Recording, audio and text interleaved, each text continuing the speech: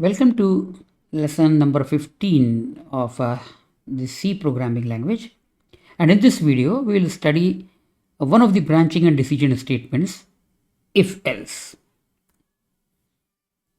First, we'll see the full basic syntax. Then, if without else, these 3, 2, 3, 5, they are if without else. So, if with nothing to execute, then if with one statement, and then if with multiple statements, followed by nested if else and an example program.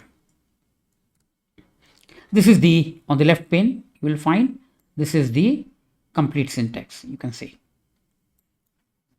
Here other statements, these other statements may be if else themselves also. So if expression, any expression or logical expression or bitwise or even assignment statement, anything which evaluates to some numerical value, if it is 0, it will be treated as false, otherwise it will be treated as 1. Now here, if you want to write more than one statement, you need to enclose them within pair of braces, and this is referred to as body of if. Similarly, this is body of else. So if you want to write more than one statement here or here, and it is essential for you to enclose them within pair of braces. Otherwise, you can write single statement. So on the right hand side, I have just written an example program, some statements followed by if x equal to 5, printf equal, then initialize x to 0, etc. So if value of x is 5, these two statements would be executed. Otherwise, these two statements would be executed. Okay. Now, always remember, if and else are keywords. So you cannot use them for any other purpose except for which they have been defined. Now, if without else, remember, else cannot exist without corresponding if. But if can. Okay, so with nothing to execute, though it has no meaning, but it is legal. If some expression, semicolon. Okay, so whether expression is true or false, immediately following a statement would be executed. So example is if x equal to 5, semicolon. You can write semicolon in next line also. So there is no statement if condition is true. No statement to execute if condition is true. Here, if with one statement. So if expression, a single statement here followed by other statements. Example B, if x equal to 5, x plus plus, that's it. Okay, so if single statement, no need to enclose it within pair of braces. Even if you do, there is no harm. It's no harm, but it is not essential. Now, if with multiple statements, the syntax is if expression, then within pair of braces, you need to write all statements, and these statements may have if else themselves. If else can also appear inside pair of braces. So this is an example, x equal to 5. So this is the body of if. If this condition is true, then these three statements would be executed and followed by the other statements. Now, nested if else. Inside if, body of if, you can write any statements. So those statements may have if else themselves. Then this else is with this if. So inside else, normally we have, we write like this: if expression, if this is true, execute these else. So inside this else, another if else. Inside this else, another if else. Inside this else, another if else, and there is no limit. How deep you can go, there is no limit. Okay, but after depth of 2 or 3, we tend to lose track of our own logic. So it is advisable not to go beyond depth of 2 or 3. Okay, here is an example. I have written only one line, one statement, if body and else body, you can say.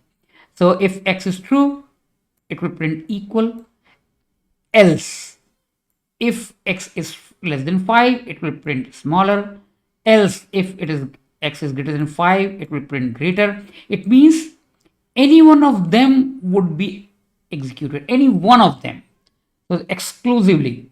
So either it will print equal or smaller or greater because they are within inside nested if else, depending on the value of x. Remember, I repeat, each else has to match corresponding if.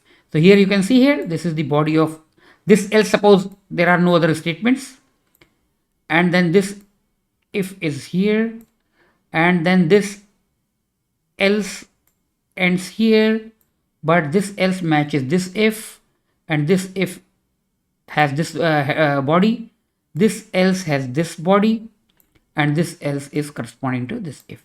So every else has to have one and exactly one corresponding if, but it is not essential for an if to have else.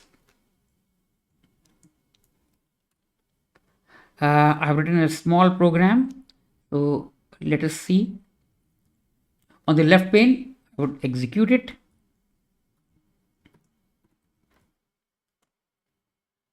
So it is a standard header file. I have assigned, declared one integer variable and assigned a value of x as 5. 5 has been assigned to x. Now you may get confused that this is not a logical statement. Okay, how can it can evaluate to true or false? Remember, this is an assignment statement, and assignment statement is right to left associative. So this value 5 is assigned to x. X is a placeholder. It is on the left hand side. So what remains here is x, and x has some value which is not 0. I repeat, if within inside if the expression evaluates to non-zero value, whatever it may be negative, it can be floating point number, it can be anything. But if it is not 0, it will be treated as true. So here you can see it will be treated as true, and it has printed the value of x as 5. Following example, if and else both. If -1.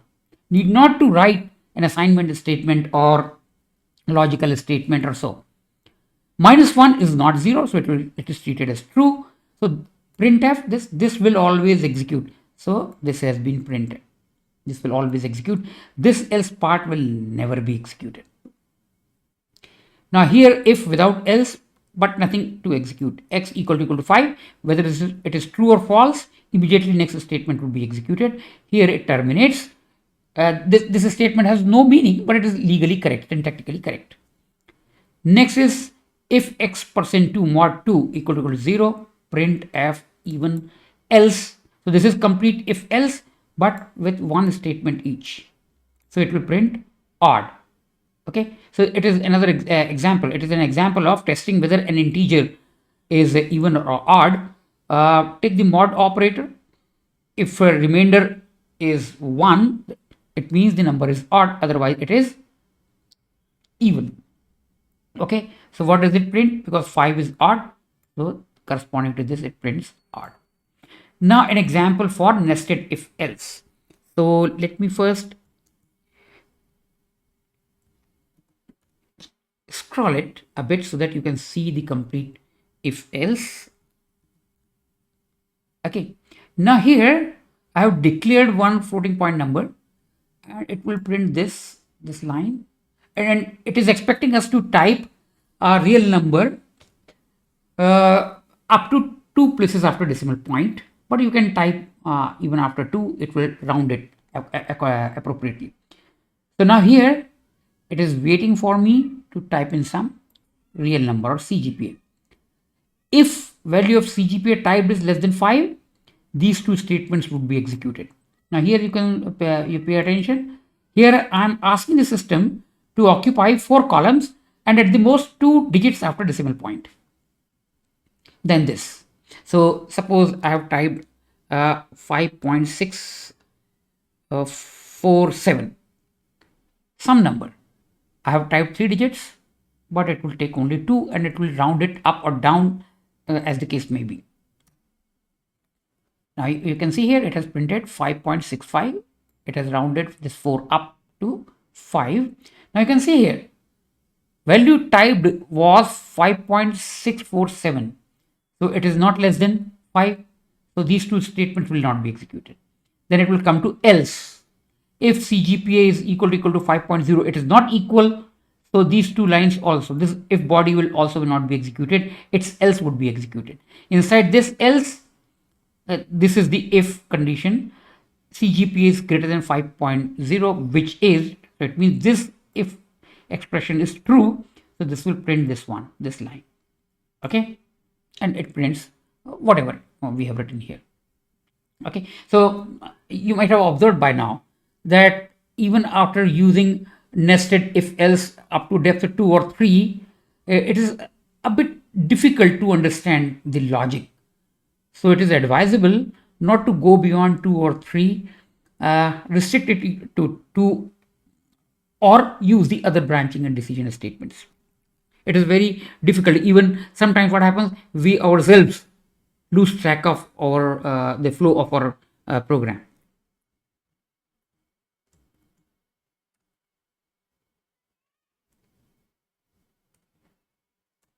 What is next? In the next video, we'll focus on other branching and decision statement, which is known as switch case, and it is normally used when the depth of nested if else is too high. Okay, that is all in this video. Thanks for watching.